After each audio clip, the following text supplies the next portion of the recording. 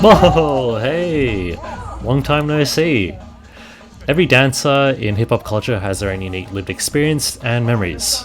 After 10 years of goofing off and being an absolute sillyhead, I wanted to share with you my ups and downs, moments and rejections. But before anything, I think we need to start this tale by going all the way back to where it all begun. This here is Perth, Western Australia. It's got a population of about 2.3 million, which is about as much as Houston, Texas, or Paris, France. And according to Wikipedia, Perth is among the most isolated major cities in the world. It's up there with Anchorage, Alaska, and Honolulu, Hawaii. It's also where I grew up. You see, dance and hip-hop culture have grown to be so influential that even a small, sleepy city like Perth had a freestyle dance scene. Not only is it small, but as a teenager, I'd witnessed some of the most cool dancing that I'd ever seen from the breakers in Perth. And do you know what I did when I discovered that my little old city of Perth had a breaking community? I hung on for dear life. And 10 years later, I still haven't let go. Hung on for dear life in that humble dance studio in Ross Point Senior High School, to the Brooklyn block party, to my humble bedroom here in Melbourne. Welcome to the story of my life.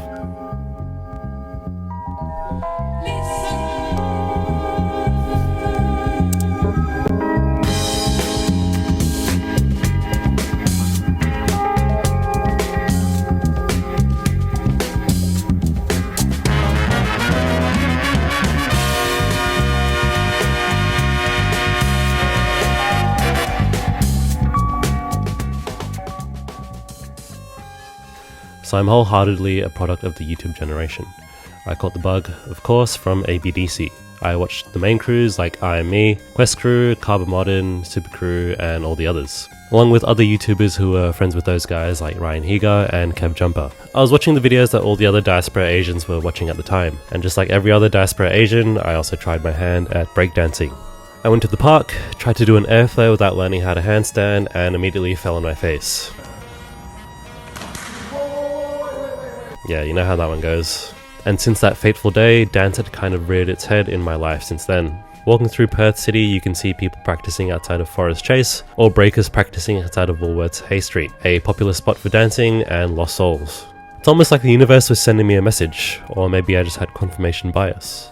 At the time, I didn't really know how to engage with real life dancers, as most of the dancing I'd watched had been through the internet. I was also practicing basic steps in our garage, and I got these courtesy of Vinsanity TV and Magnus Magneto. Shout out those guys. Until one day I found out that someone at high school in the same year as me had an interest in whacking. I told her I had been learning some baby freezes, and so she added me to this Facebook group. Enter the legendary Perth street dance community. It was here where I saw this UDEF clip.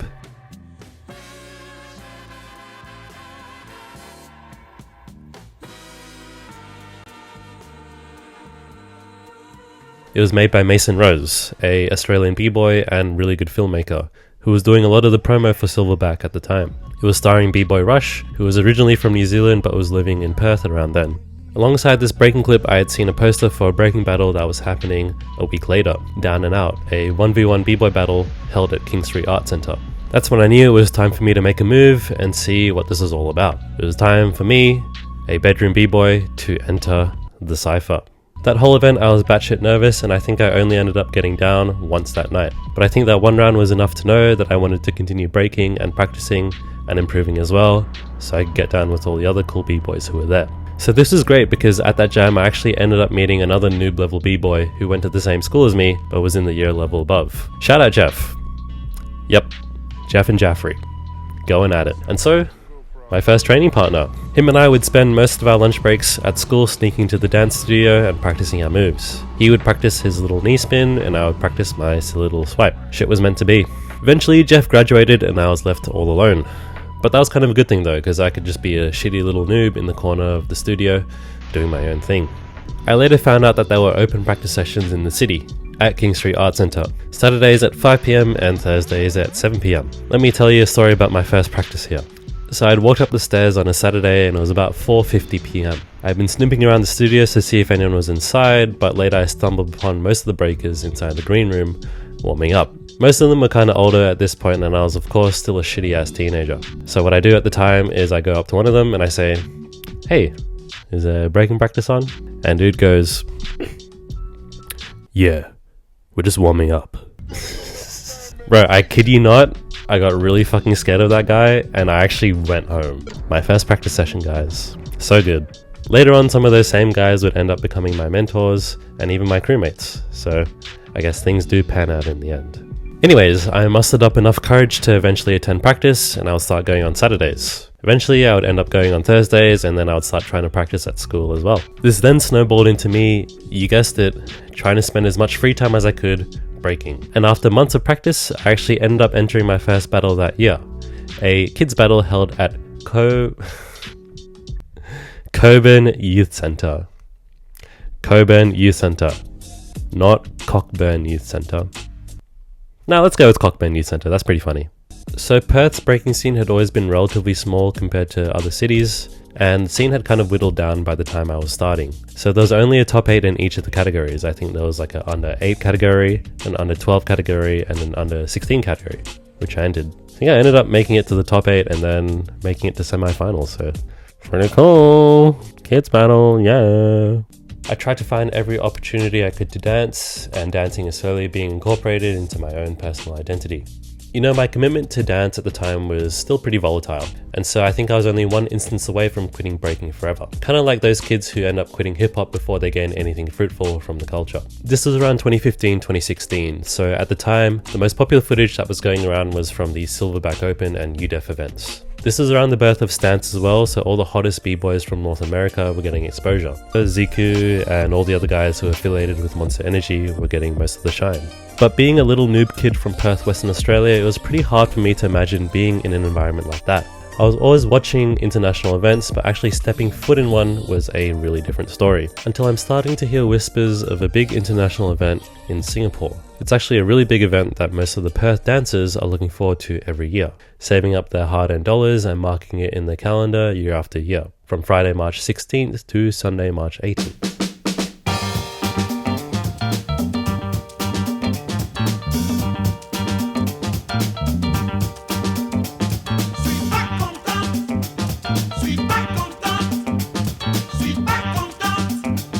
This event is Radikal Force Jam, arguably the biggest freestyle dance event in Southeast Asia. Now some of you who don't dance might be a little confused as to what makes a dance event and why someone in their right mind would travel to Singapore for dance of all places and not like, I don't know, Edinburgh or some shit. Let's talk about what makes a dance event and why Radikal Force was so important.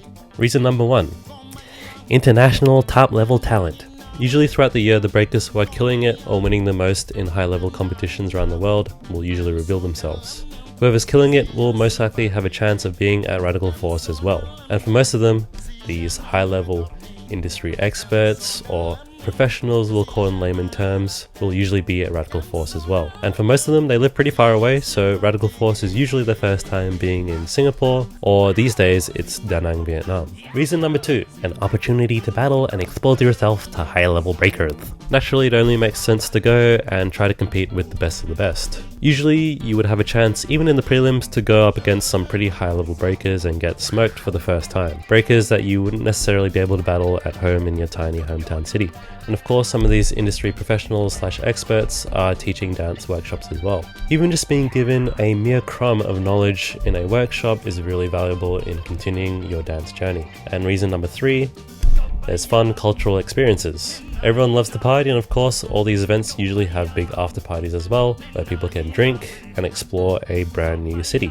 You guys know how I said that Perth was really far away from the rest of the world? Well, at the time, if you wanted to go to a big battle, you'd have to go to Sydney or Melbourne, and most of the time, these events would only have maybe 1 or 2 international judges at max. So at the time, a return flight from Perth to Sydney would be in the ballpark of around $270 to $400 if you were lucky.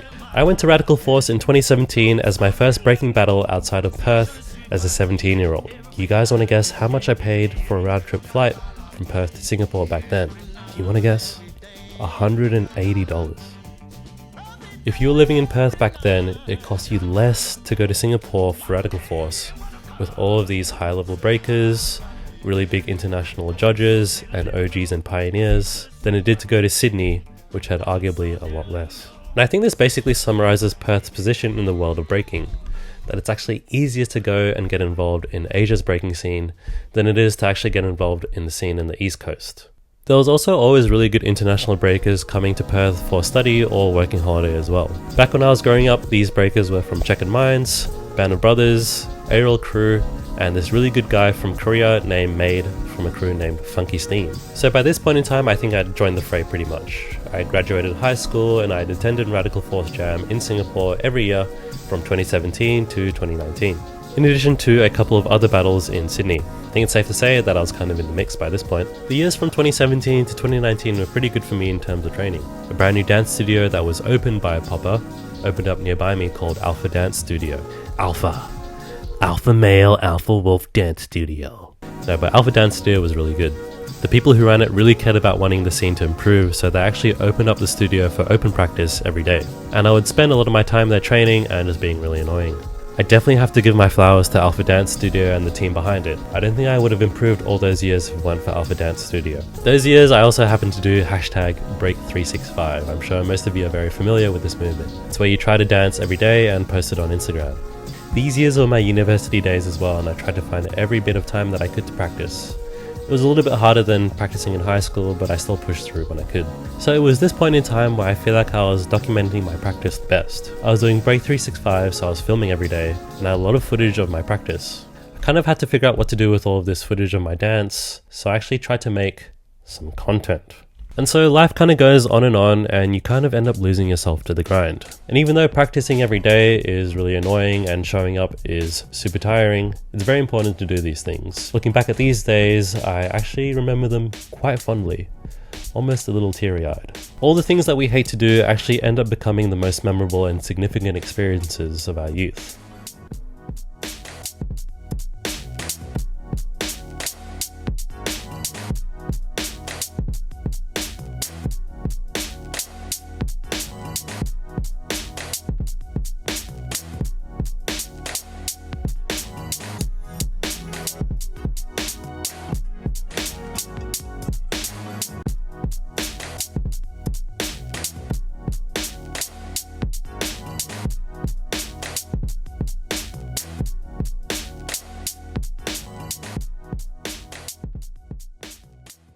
And so you see, in Perth, no one really asked us to make our own training vlogs, practice every day, or explore the depths of our passion. We kind of just did it for our own sanity. And so this kind of offbeat DIY mentality, lifestyle, kind of serves as the foundation for the person who stands or sits in front of you. And I think you can kind of guess where breaking takes me next. The year is 2019. It's my final year of university, and I've been to Radical Force 3 times now. I've also been to Sydney and Melbourne to battle more than a handful of times as well, and it's all starting to feel really good, but a little bit too familiar. It's almost like I'm ready for the next frontier. Like I'm ready for the world. 10th of December 2019 marked my graduation day. A monumental day to take photos, have hugs, kisses with the family, and share memories with colleagues and friends. Except I was already in Japan. Osaka was up first, and it was my first time in Japan, and I would have absolutely no idea what I'd be in for. Osaka marked the first stop of my Odyssey, and I'd done a lot of cool things here. I'd trained at the coveted OCAT, met the Sweet Coast Break Boys Club from Kobe, super nasty breakers by the way, and of course I got white girl wasted at Circus Osaka, and ate some really yummy food at Dotonbori. After this, I had a hell of a side quest in Seoul, South Korea with my homeboy and crewmate Taiju. We pulled up to Ill Villain's 7-year anniversary, didn't make it past prelims but had a hell of a time singing Christmas carols and getting soju thinking you could dance, wasted at the club. After this was Tokyo, where I met up with my mum. I actually had a pretty hard time finding local practice spots, so you can have this practice footage that I shot outside of our Airbnb.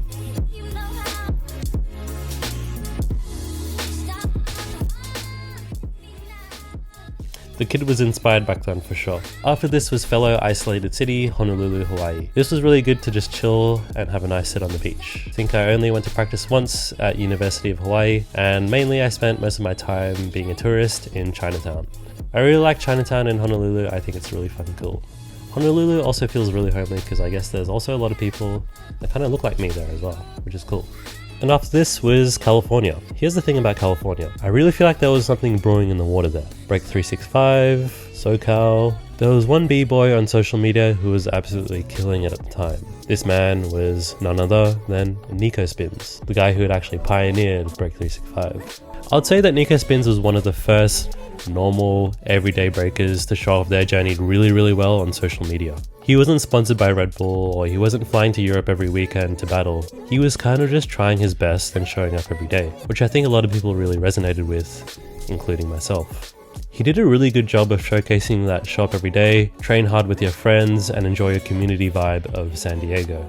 And so something really drew me towards his content, and hence something really drew me towards California. And so as a young impressionable 19-year-old, I think I just had to go and see what was going on.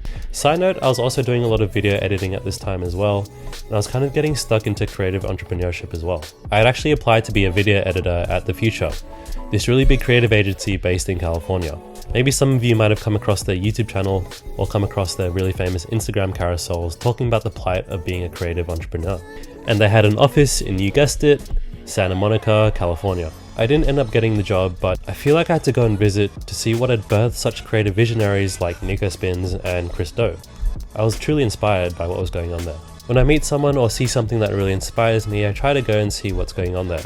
OCAT was going crazy, Japanese breaking was always going crazy, and California was kind of popping off too. So those were the two places that were kind of drawing me on this trip. And rightly so, I ended up having the time of my life. And it was all because of art. At this point in time, I just knew I had to stick to breaking if it was going to draw me to such cool places. Dance is such a fun and unique way to explore a city, and it's such a nice in with the local crowd.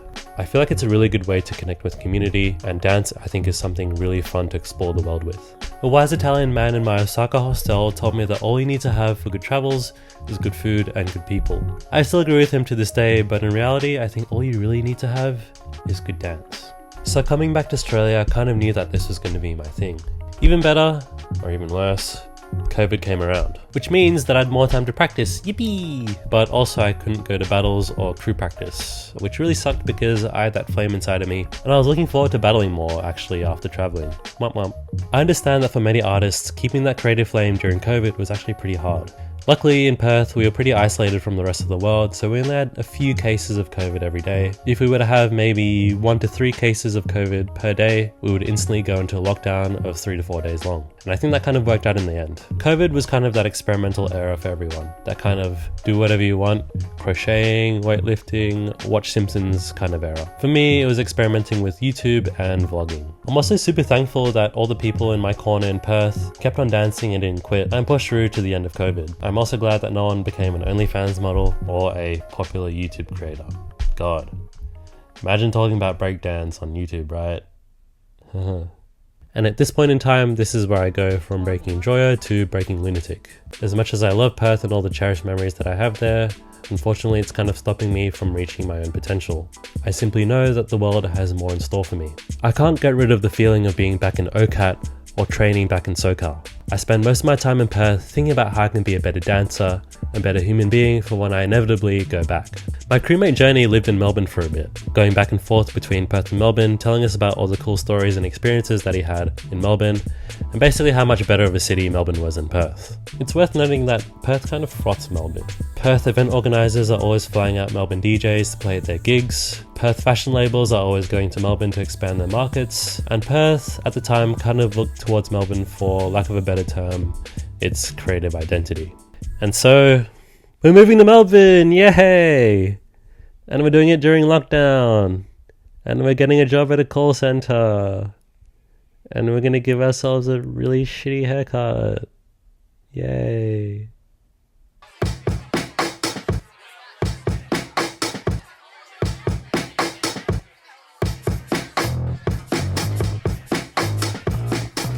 Yeah, well, the first 2 years of me living here weren't too hot, were they? I spent a lot of my free time raging at Melbourne Museum, practicing breaking there as much as I could. I was also seething with a lot of jealousy at all the cool young people sitting down on the grass with their slutty little beers and their slutty little haircuts and their slutty little share houses, having a nice time. Meanwhile, I was crashing my halos. Yes, I know I'm a freak.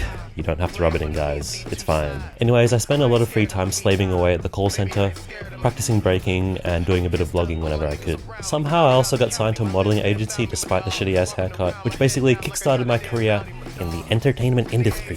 Lockdown in Victoria was quite tough for everyone, and I think things started to get better when we could all have a normal social life again, when I could go outside to random art shows, clubs and dance battles, and we can start traveling again. Time for me to run away from my problems, yippee! I travelled abroad once again since international travel was on the cards, and I spent 2 weeks in Tokyo, Japan. This trip focused more on dance, and I spent a lot of time practicing at In The House studio, and I entered 2 battles here, one in Gifu and the other one was Break LA in Tokyo. Gifu or Kofu? One of the two. Gifu, Kofu. Anyways, I didn't make it past prelims in either of the battles since the level was really high, but my prelim round in Gifu was horrible. It was probably one of the worst prelim rounds I'd ever done. To all my dancers watching this, you know your prelim round is so bad that you immediately have to delete it from your phone that same evening. That year I also entered NTU Jam in Singapore with my crewmate Isaac. We made it to the top 8 in a 3v3 battle as a 2-person team, so that was pretty cool. He also got invited on the 7 to Smoke lineup, so I decided to tag along as well so we could enter the team battle. I was born in Malaysia, so Singapore feels very homely to me. You know I'm about to fuck up that Maggi Goreng. This year I kind of saw myself have a new swag. I kind of found my own personal taste and got my own sense of fashion. I also was getting my head around being a creative freelancer, and I was pretty happy with the acting jobs that I was doing.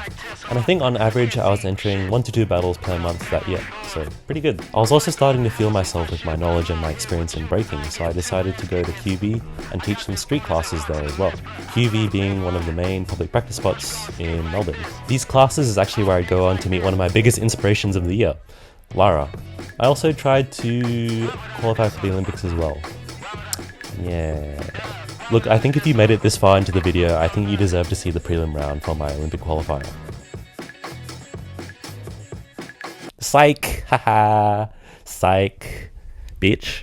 I think I laughed it off in the end. Of course I was a bit mad at myself for the fumble of a generation, but dance to me will always be fun, so looking back it was no big deal. I kinda kept it moving and even had my own redemption arc. I won my very first breaking battle, a 3v3 team battle with my boy Journey and this really nasty breaker from Melbourne, Liggy. Super fun times.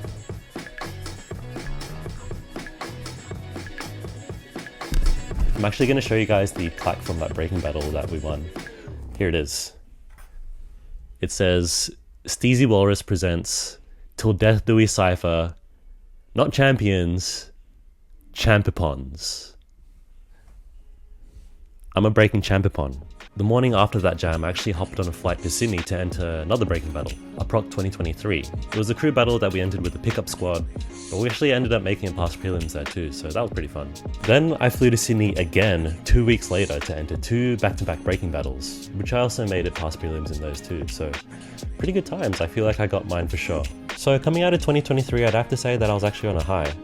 I was pretty happy with the way that I've been performing in battles that year, but I still feel like I could push myself.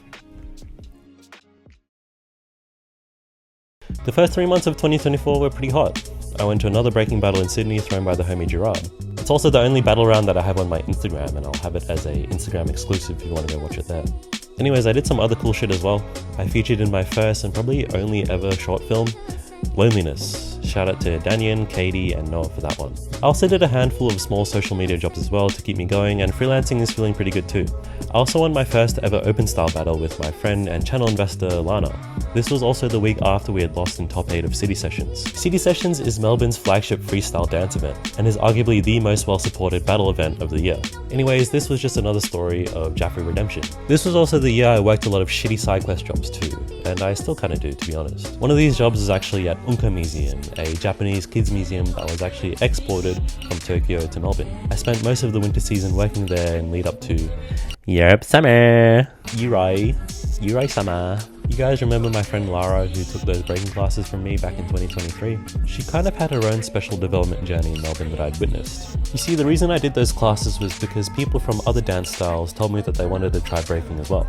Breaking and floor work had become pretty popular in contemporary movement at the time, and so everyone kind of wanted to learn breaking. They tell you that they're really keen on learning from you, and of course, they never show up to your class.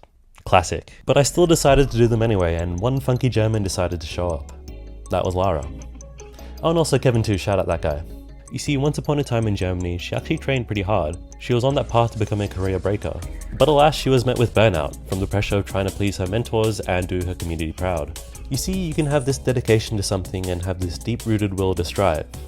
But no one is safe from the circumstances of life. At some point you kind of have to fight to keep doing the things that you love. And sometimes some of us don't make it to the other side of time. But here's the thing about art. Even if you walk away, you'll always have a chance to come back.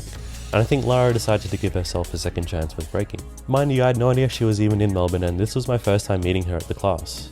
So it's pretty cool for someone like her to kind of just seemingly fall out of the sky. And even though showing up to something so small like a dance class can feel near impossible, I think it's important that we do these things because we never really know where they'll take us. I think I can wholeheartedly say that Lara became one of the few in a small handful of people that became invested in my artistic journey since I had left Perth. Lara became my training partner that year in 2023 and eventually became a really good friend. She kind of returned back to breaking as a beginner, and it was nice to even see her return back to competing and battling as well. So I made a pact to visit her the following year. And so I did. The first leg of this trip was fueled mainly by the desire to go to two of breaking's biggest events. These competitions were what every breaker in the scene told me that I had to go to, with these two competitions arguably having the biggest legacy in breaking's history. That's right, pack your bags! We're going to Yalta Summer Jam! We're going to Outbreak. And IBE. Hell yeah. So begins the quest to breaking's holy grail events, but first, a couple of side missions. I gotta go to London to see my crewmate Keenan. First we're gonna have some practice and some lunch at the pub. London kinda reminds me of Melbourne, but a little bit more offbeat. Kinda random, but there's this like Teen Titans episode where they fight this English villain called Mad Mod. I kind of had that chase scene in my mind the whole London trip. Pretty funny considering British people also love to dick off in Australia on holiday as well. Up next we're off to Berlin. We're gonna go catch up with the homie Lara and practice at Nanenstrasse. I've also been to one of the coolest training spots that I've ever been to, Humboldt Forum. Super cool museum that actually allows dancers to train inside, without getting kicked out. Most of the time in Berlin I was eating falafelteller, or just chilling at Tempelhof soaking in that sweet sweet sun. Just being another Aussie tourist in Berlin. We're finally off to our first jam, that's IBE. Not in Amsterdam, but rather a smaller town nearby Amsterdam called Herleen. I also completely overslept and missed my train from Berlin to Herleen because I went clubbing the night before and thought I could stay up until the train, but I guess that's just another classic Jaffrey rookie mistake. I was supposed to stay in Snowworld with Lara and my homies, but she actually forgot to book the accommodation for the first night. So I ended up sneaking into my boy Keenan's hotel for the first night and staying there. Keenan and I also decided to enter the 5v5 crew battle as a two-person team, because sometimes you just gotta do it for the fuck of it. We got utterly roasted by the French Avengers, but it was a good experience to do nonetheless. A wise man once said that in breaking, the biggest lesson you can receive is getting smoked. Actually, a wise man didn't say that, I made that shit up just then. The after parties and the battles were super fun, and that kind of completes the first stop of our competition circuit. We then decide to go have a chiller in Amsterdam because some of the other Australian dancers are there too, and we decide to have a link. I also decided to buy tickets to Summer Dance Forever that weekend because it was on. But I actually decided to go on a Bumble date instead. Yeah. I already didn't make it past prelims once, I don't need to see my friends not make it past prelims too, okay? Now we're off to Slovakia for Outbreak. Usually when I tell people about this big Europe trip, they usually roll their eyes when I tell them that I went to the basic bitch spots. London, Berlin, Amsterdam. But then they get a bit taken aback when I tell them that I went to Slovakia of all places. And they're like, oh my god, did you go to Rome? We're on the Flixbus to Banska Bystrica and the view is marvellous. We also touched down at the accommodation and check this out, Nuja Nova. It's like this really cool, interesting Vietnamese Slavic last name, I guess? Pretty cool. My quest for the best barbecue crisps in Europe continues, but I feel like this time my rounds in the prelims weren't as strong. Even though we got ranked the lowest, I feel like I did my best prelim round with Lara in the 2v2. By this point in time, I actually felt like I was getting a bit tired of the competitions though. Technically I already visited Slovakia and Poland by this point, but it didn't really feel like I got to experience either of those countries. There's one more big global battle in this circuit of battles, and it's the following week after Outbreak, the World Battle in Porto, Portugal.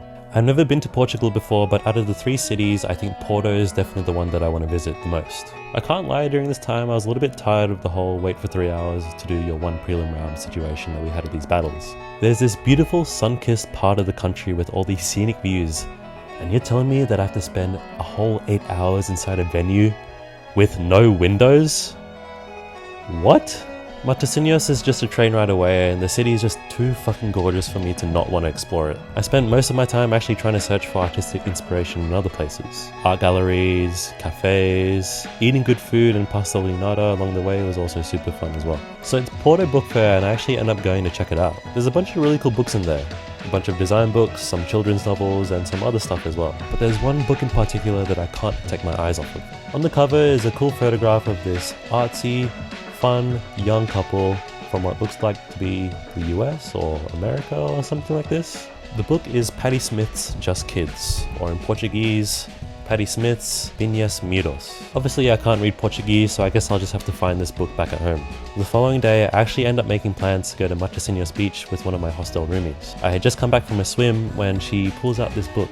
Do you want to guess what it is? Just Kids by Patti Smith. I think this is a sign. The book takes me on this wondrous journey of the life of an artist in the heart of culture, New York City. So do you guys want to guess where I'm going next?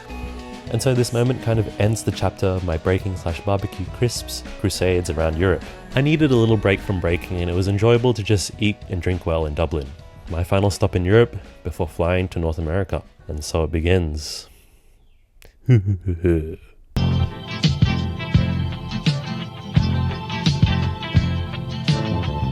So Toronto, or Otnarot as I like to call it, is a holy grail of breaking cities. With so much legacy and influence, I just had to go there. I was only there for about a week or so that's not much time to do anything outside of go to some sessions and eat some yummy food. I would have liked to have stayed there for a bit longer, maybe could have gone to a breaking class or could have exchanged more with the locals. I'd like to go back to Toronto and visit the rest of Canada as well. Not only do I miss the near unbeatable food, but the breaking is really good as well, and I feel like I would grow a lot as a breaker if I was to spend more time there. I also managed to make it to Elephant Graveyard's anniversary event in the Bay Area, California as well. Enter the graveyard. Elephant Graveyard I feel like is slowly leading the new guard of American breaking, so it's cool to see them do their thing. There isn't anything in California that isn't touched by the sun's golden kiss, and so with good vibes comes good breaking. It was nice to know that I can hold it down in most events, well, not big fuck off competitions like Outbreak, and I think you're really starting to see this new, more free voice of mine. It takes a lot to not care about what others think of you, especially when it comes to something that you cherish a lot, like dancing. Special thanks to Kenichi and Jovi for taking a chance and entering with me, and next time I battle Canada, I hope I'll be much stronger as well. I got to kick it in Oakland as well just for a bit off a whim too, and that was really fun as well. I have to admit that the Bay Area does feel quite homely for me. Maybe because I'm Southeast Asian and I feel like the diaspora communities in the Bay Area have done a really good job of contributing their food, art and culture to the wider community, so it feels really nice. Could there be any other cities that are better than San Francisco? New York City content, or maybe we should call it New York City propaganda, was making its rounds on the gram. I also knew some internet people who lived in New York who are always doing cool things and just living wonderful lives. And so from I think 2022 onwards, the cultural trophy of America had moved from the hands of California to New York. Of course, being the birthplace of hip-hop, every hip-hop enthusiast should make the trip out there to see what it's all about. And what better time to do it than in the midst of summer? So landing in New York, everything just feels alive and there's always so much action going on. I was lucky enough to have a nice room courtesy of GOAT Nicholas Lattimore, and of course New York was lots of pizza, partying and ice cream. Oh, and a bit of breakdance. Although living in a city and being a tourist in a city are two completely different things, and as much as I'd love to live in New York City, a perfect place for a fartist type like me, I think the only way I can actually be there for now is if I go as a student, and I don't think that's really suitable for me right now. One of my key highlights in New York City was this cool ass block party in Brooklyn. Kinda just happened out of nowhere. I went and there was a lot of other freestyle dancers there doing their thing, ciphering and having a good time. There were these random people in pizza costumes and everything was feeling pretty jolly. Also had the best ice cream at Oddfellows, and here's my ranking of all the pizza that I ate in New York City. After all that fun, it's finally time for me to go home, pack my bags, and return back to Australia. One more sunset, one more bodega sandwich for the road, and I'm out of here. All these moments and experiences kind of cultivate into me feeling like a more belonged person in the world. With all this newfound confidence, experience, and skill, I think it's time for me to make my mark on Melbourne's art industry. Or so I thought. This year has been fucking nutty, and it's all thanks to you. But let's rewind a little bit, before April, before you knew me as a YouTuber. You see, when I just come back from North America, you bet your bottom dollar that I tried to find every excuse to go back. So I hopped on the net and searched up every grant that could get me back in the Big Apple. Enter the Ian Potter Emerging Artist Grant. A grant set up by the Ian Potter Foundation specifically made for emerging artists, I think that's me, providing funding of up to $15,000 to develop themselves or a particular project. The grant aims to encourage and support the diversity and excellence of emerging Australian artists. Artists can experience professional development opportunities, allowing them to gain experience, develop networks, and learn skills from the world's best. Bro, they literally have a dancer doing a flag freeze on the header image, like, come on. This has my name written all over it. I got rejected. I don't know, man, but by this point of the video, I think you can kind of consider me to be somewhat of an emerging artist, right? Post-emergence, pre-professional, neo-emerging, multidisciplinary guy. So you see, when I just come back from North America, you bet your bottom dollar that I tried to find every excuse to go back. So I hopped on the net and searched up every art grant coming up this year that could land me back in the Big Apple. Enter the Blackbird Foundation Follow-On Fund, a $15,000 funding pool set up by the Blackbird Foundation specifically for emerging artists. That's me, who already received funding from the Blackbird Foundation, also me, for, you guessed it, artists to develop themselves through international travel while working on passion projects to raise ambition, accelerate personal growth, and unleash creativity. This has my name written all over it. I got rejected. Okay guys, I get it. I'm fucking washed. Please, art industry, may I have some dollars? And writing grants is a pain in the ass. I don't really know how much more rejection I can handle, y'all. I think I got a couple more tries in me before I throw in the towel. It's November 2024 and my fellow artist friend Izzy had just shared something spicy with me on the gram. It's an open call for a dance project that was happening in Perth, my hometown, supported by the city of Perth for an annual arts festival. Each year the main contemporary dance company in Perth, Strut Dance, invites a world-renowned choreographer to come and make a work using Australian talent. I'm not too familiar with the contemporary dance sphere and all the celebrities and who's who, but apparently bro is cracked at floor work? Riz?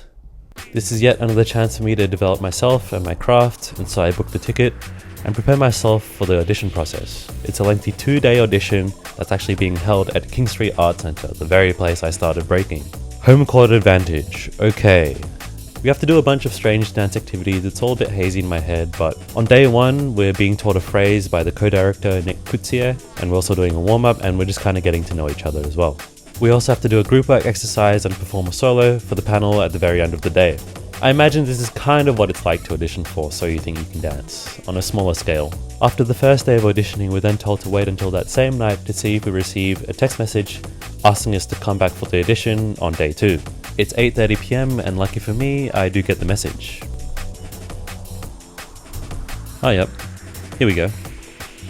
After doing a variety of exercises and doing the phrase that Nick taught us, we then have to do a final solo interview with the panel, and then we're on our way. So can you guys guess how this audition turned out for me? Yep. I got fucking rejected. Again. Come on. 48 hours of commitment for this audition, when I could have been sinking beers at Pika Bar. Come on, man. Fuck. It really felt like I was bashing my head against the wall, writing all these grants, doing all these things, and just getting rejected. I'm in shambles. Call me impatient, emotional, irrational, or whatever you want, but the writing is kind of on the wall. It's kind of clear that these things aren't for me right now. I have to find another way to nourish my artistic potential, especially after that big international trip that left me feeling super inspired. What else am I to do?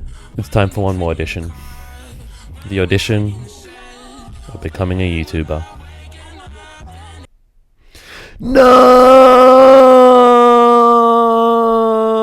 I originally turned to YouTube to upload my training clips here and there and keep track of my progress.